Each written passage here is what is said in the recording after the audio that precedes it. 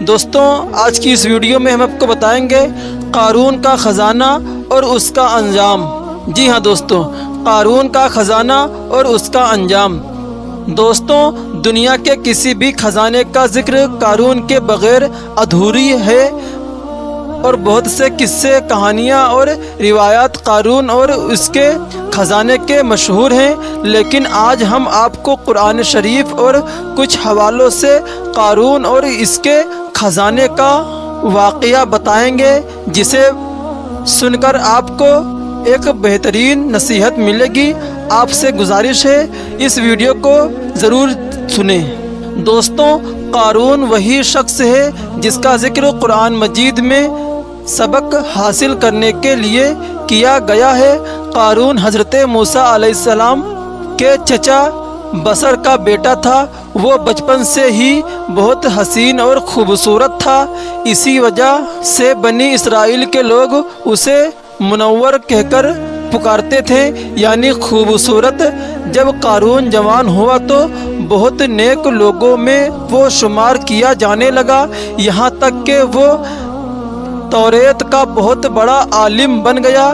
قارون اپنا زیادہ سمے حضرت موسیٰ علیہ السلام کی خدمت میں گزارا کرتا تھا، اسی وجہ سے وہ توریت کا بہت بڑا عالم بن گیا، اور وہ بہت اچھی آواز کا مالک تھا۔ وہ توریت کو خوبصورت انداز میں پڑھا کرتا تھا، اسی وجہ سے لوگ اس کو بہت ہی مانتے تھے اور احترام کیا کرتے تھے۔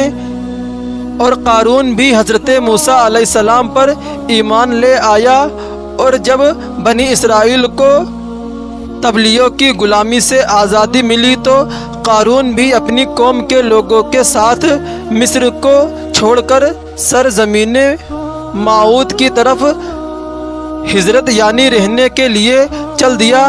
وہاں قارون کے حالات ایک دم سے بدل گئے اور اس کے ہاتھ میں بے شمار دولت آئی۔ دیکھتے ہی دیکھتے وہ اپنی قوم کا سب سے امیر شخص بن گیا اور سود کا کاروبار کرنے لگا۔ لوگوں سے فصلوں خرید کر کئی مہینے تک ان کو چھپا کر رکھا تھا، اور پھر مہنگے داموں میں ان پھلوں کو بیچتا تھا۔ پھر وہ ایسا امیر ہو گیا کہ اس کے خزانے کی چابیاں 300 اونٹوں اور کھچروں پر لادی جاتی تھیں، اور ہر چابی چمڑے کی ہوتی تھی، جو کہ ایک خزانے کی چابی ہوتی تھی۔ تاریخ میں لکھا گیا ہے کہ قارون سے زیادہ دولت اور شہرت کسی بھی شخص کی نہیں تھی، جس کا ذکر اللہ تبارک و تعالیٰ نے قرآن شریف میں کچھ اس طرح سے کیا ہے: بے شک قارون موسیٰ علیہ السلام کی قوم سے تھا، پھر اس نے قوم پر ظلم کیا، اور ہم نے اس کو اتنے خزانے دیے جن کی کنجیاں اٹھانا ایک طاقتور جماعت پر بھاری تھی۔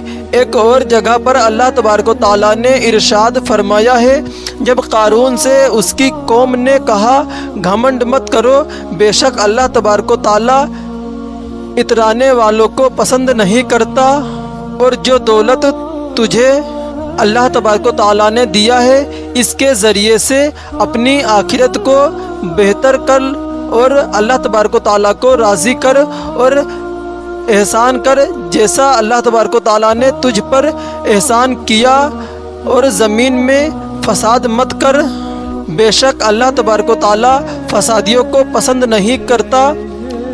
محترم عزیز دوستوں، قارون شروع میں حضرت موسیٰ علیہ السلام کو ماننے والوں میں شامل تھا۔ ایک دن اللہ تبارک و تعالیٰ نے حضرت موسیٰ علیہ السلام کو زکوٰۃ کا حکم دیا۔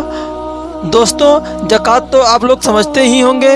حضرت موسیٰ علیہ السلام کو زکوٰۃ کا حکم دیا تو حضرت موسیٰ علیہ السلام نے اللہ تبارک و تعالیٰ کے حکم کے مطابق اپنی قوم کو زکوٰۃ نکالنے کا حکم دیا۔ تو یہ سن کر قارون نے بھی حضرت موسیٰ علیہ السلام سے وعدہ کیا کہ وہ بھی اپنے مال کا 1000واں حصہ زکوٰۃ میں دیا کرے گا۔ جب اس نے اپنے مال کو حساب لگایا تو ایک بہت بڑی رقم زکوٰۃ کی نکل رہی تھی۔ اس کے بعد اس کے دل میں लालच पैदा हो गई और वो ज़कात के खिलाफ हो गया। उसने एक गंदी चाल चली। उसने बनी इसराइल में से ही एक गिरोह को जमा किया जो उसके हिमायती थे। उन्हें जमा किया और कहा, ए बनी इसराइल के लोगों, मूसा अलैहिस्सलाम ने हमें कई हुक्म दिए जिसे हम सब ने माना और उस पर अमल किया, लेकिन अब मूसा का इरादा बदल गया है। अब वो तुमसे तुम्हारा दौलत छीन लेना चाहते हैं। कारून ने अपनी कौम में से एक औरत को कुछ पैसे देकर हज़रत मूसा अलैहिस्सलाम पर इल्ज़ाम लगाने के लिए भी कहा ताकि हज़रत मूसा अलैहिस्सलाम को बुरा साबित किया जा सके। उसके बाद उसने अपने कौम के लोगों को जमा किया और हज़रत मूसा अलैहिस्सलाम से पूछा कि ए मूसा अलैहिस्सलाम, ज़िना की क्या सज़ा है? तो हज़रत मूसा अलैहिस्सलाम ने फरमाया, जो भी ज़िना करे चाहे उसकी बीवी भी हो तो उसे शर्मसार किया जाए यहाँ तक कि वो मर जाए। कारून ने कहा, हज़रत मूसा अलैहिस्सलाम, अगर ये काम आपने किया हो तो भी क्या यही सज़ा है? हज़रत मूसा अलैहिस्सलाम ने कहा, हाँ, अगर ये काम मैंने भी किया है तो भी यही हुक्म है। कारून ने कहा, बनी इसराइल के कुछ लोग ये मानते हैं कि आपने फला औरत के साथ ज़िना किया है। उसके बाद औरत को हज़रत मूसा अलैहिस्सलाम के सामने लाया गया। हज़रत मूसा अलैहिस्सलाम ने कहा, ए औरत, तुझे उस अल्लाह तबारक व तआला की कसम है जिसने बनी इसराइल के लिए दरिया को फाड़ दिया और सलामती देके दरिया के पार करवा कर फ़िरौन से बचा लिया, और तू ये कह दे कि मामला क्या है? हज़रत मूसा अलैहिस्सलाम के जलाल से वो औरत सहम कर काँपने लगी और उसने पूरे मजमे के सामने साफ साफ कह दिया कि ए अल्लाह तबारक व तआला के नबी, मुझे कारून ने बहुत दौलत देकर आप अलैहिस्सलाम पर झूठा इल्ज़ाम लगाने के लिए कहा है। इसके बाद हज़रत मूसा अलैहिस्सलाम की बारगाह में सजदा शुक्र में गिर पड़े और सजदे की हालत में ही हज़रत मूसा अलैहिस्सलाम ने ये दुआ मांगी, या अल्लाह, कारून पर अपना अजाब नाजिल कर दे। उसके बाद वो सभी लोग जो कारून के साथ थे वो उससे अलग हो गए और हज़रत मूसा अलैहिस्सलाम ने अल्लाह तबारक व तआला के हुक्म से ज़मीन को हुक्म दिया कि ए ज़मीन, कारून को और कारून के ख़जाने को ख़त्म कर दे। तो ज़मीन फट गई और कारून का ख़जाना और जो इसके मानने वाले थे सब लोग भी ज़मीन में धंसने लगे, और देखते ही देखते कारून, उसका महल और उसका ख़जाना सब कुछ इस ज़मीन में धंस गया। जब ये सब कुछ ज़मीन ने धंस गया तो ज़मीन दोबारा बंद हो गई जैसे पहले थी। अल्लाहु अकबर।